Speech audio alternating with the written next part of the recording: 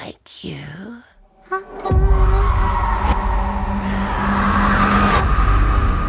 Talk to me.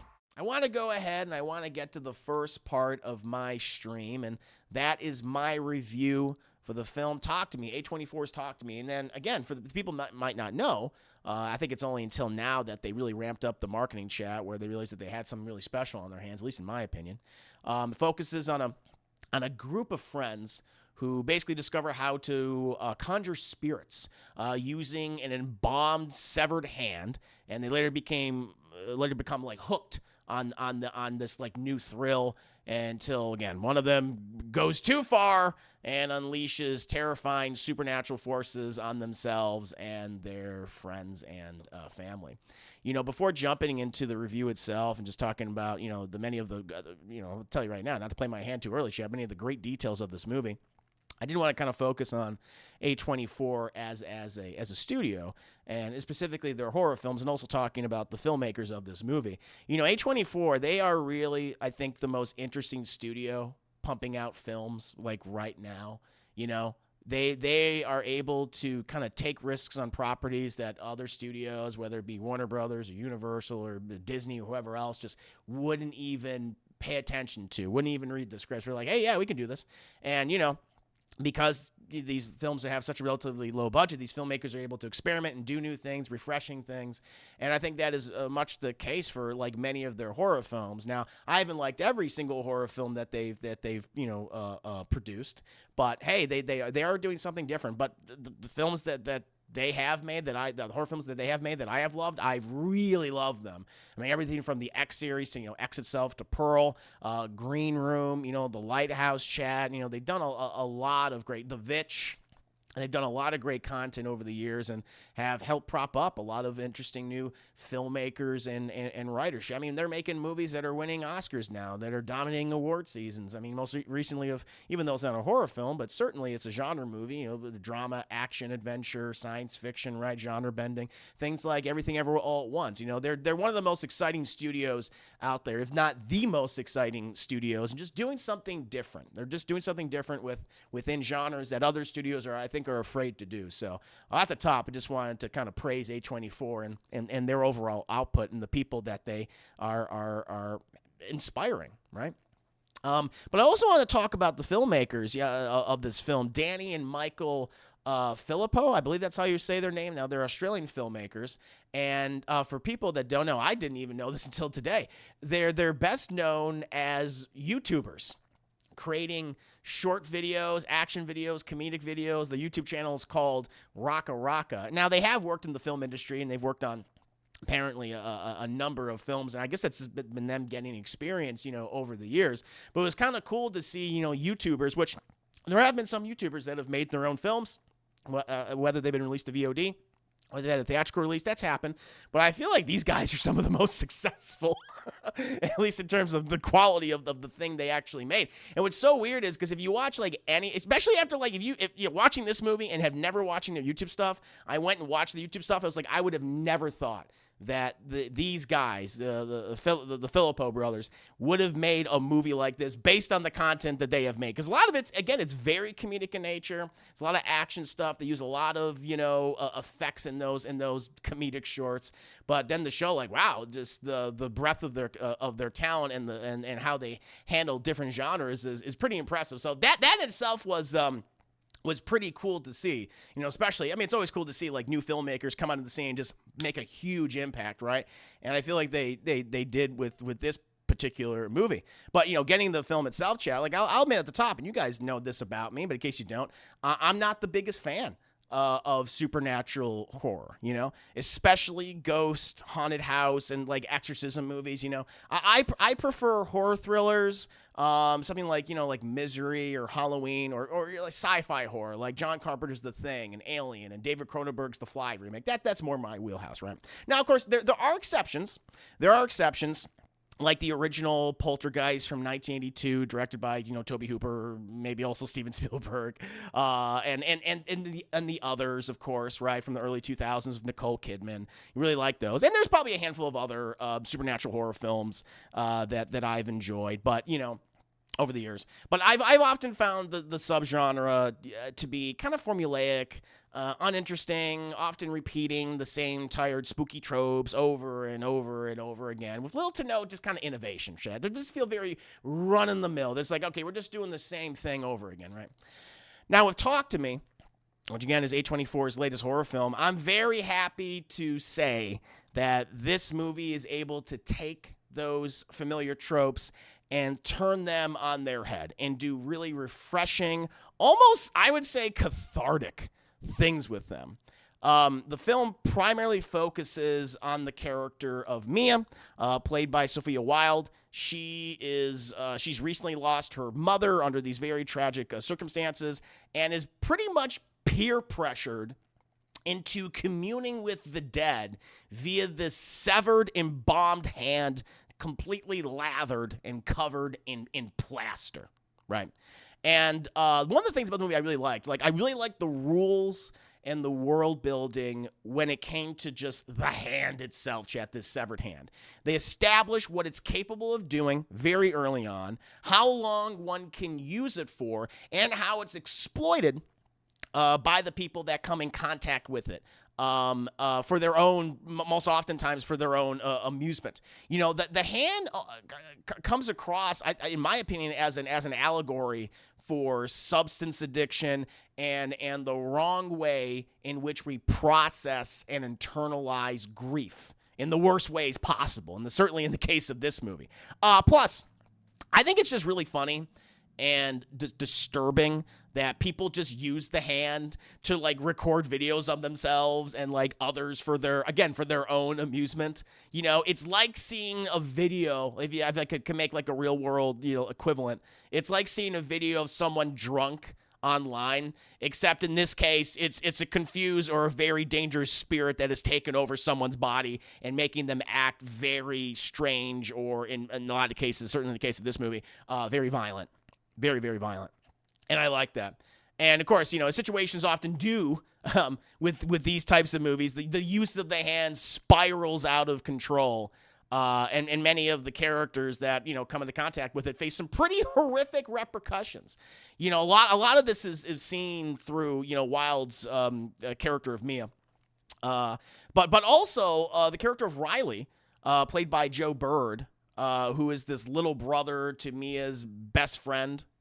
The acting from both Wilde and Bird, I think, are amazing, are very, very, very good in this movie. During the course of the movie, Mia ends up being like a host for an assortment, and we see that in the trailer, so it's not a spoiler, but we see her being like a host for an assortment of different spirits, and her performance with each possession changes. Depending on what spirit, what ghost, what entity is inside of her, chat, and it just showcases. Again, this is my first time. I feel like I've seen her. I might have seen her in some things, but this was like, oh wow.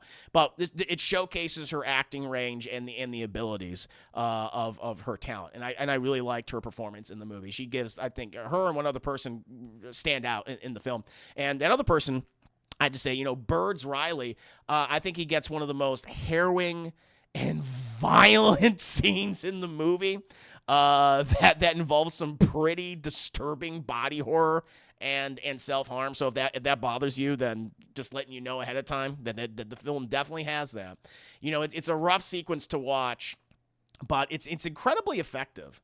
Also, I would say like the rest of the supporting cast do a great job, including the actors who are also playing, again, the living characters and the actors playing the spirits, highlighting one person in particular.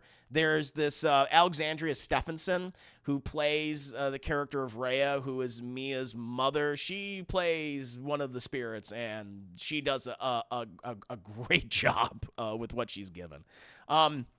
On the technical side, the film's use of practical effects is fantastic. Everything from the lighting to create, the mood for the film, and then just the use of makeup on the spirits and all the ghouls and all the entities, on the possessed people, right, or playing host to these monsters. I think that all works very well.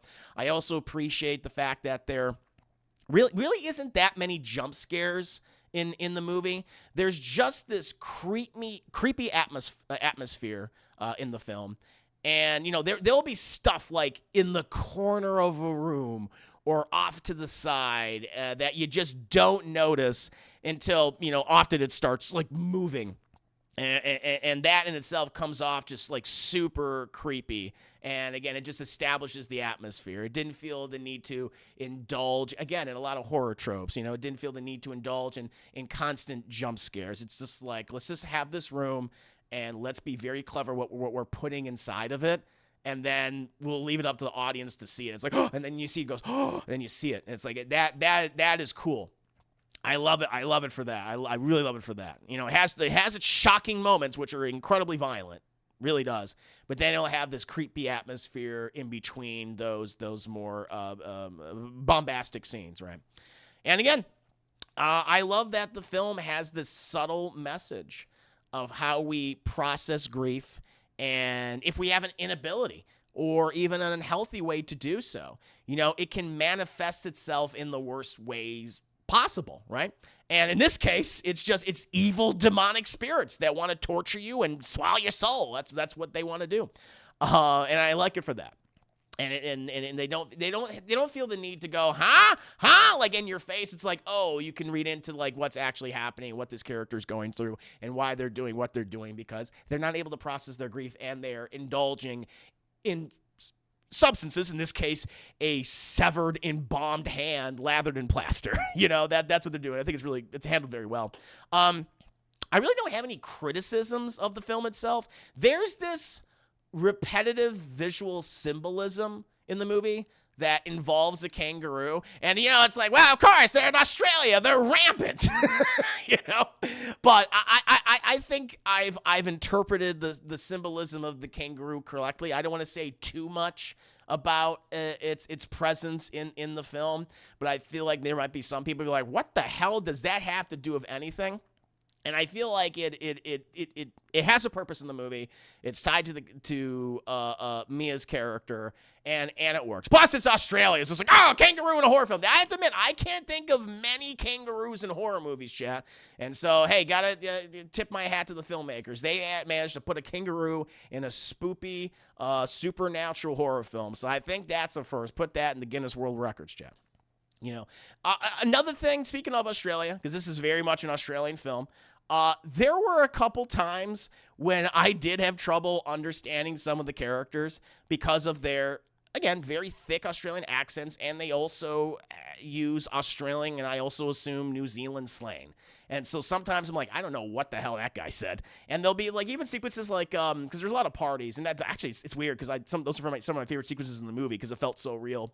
Well, they'll all be like partying, and it'll be like, doing like, party games. In this case, it's them communing with the dead instead of, doing like truth or dare. It's something like that.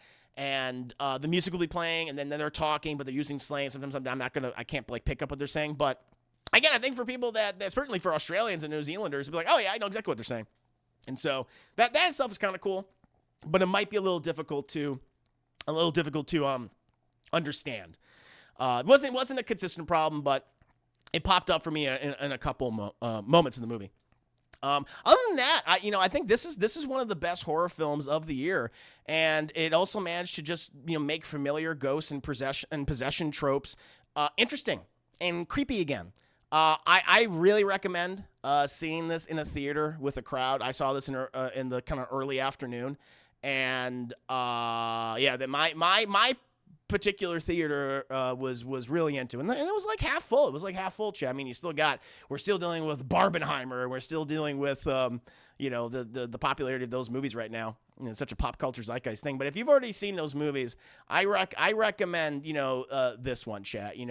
It's a great example of a supernatural horror movie being very innovative and smart in a subgenre of horror that, in my opinion, that is often not very innovative or smart.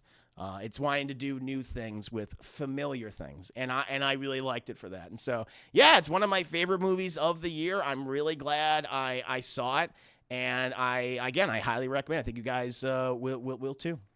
What about you out there? What did you guys think of Talk to Me? Did you feel the same way I did? Did you, or do you not? Did you not particularly care for this movie? Are you a fan of supernatural horror? Are you not a fan of supernatural horror? Let me know. I hope everyone enjoyed the video, and I want to take the time to tell you about my Patreon, Class in the Glass, which offers hundreds of film commentaries and video reactions to numerous movies, TV shows, and cartoons. If you're a fan of shows like Batman the Animated Series and Avatar: The Last Airbender, or films like Aliens and Raiders of the Lost Ark, my Patreon is the platform for you. Currently, I'm doing a subathon to reach 75 subs on the platform. If we hit 75 subs, we'll be able to start voting on the next edited YouTube reaction, which will include actual clips and scenes from the movies and shows I comment over. Choose from such films as Fire and Ice, Masters of the Universe, Mighty Morphin Power Rangers the movie, Mortal Kombat Annihilation, or Spawn. Subscribing at any tier level is appreciated, and feel free to give feedback at any time. Thank you again for watching the video, and see you next time.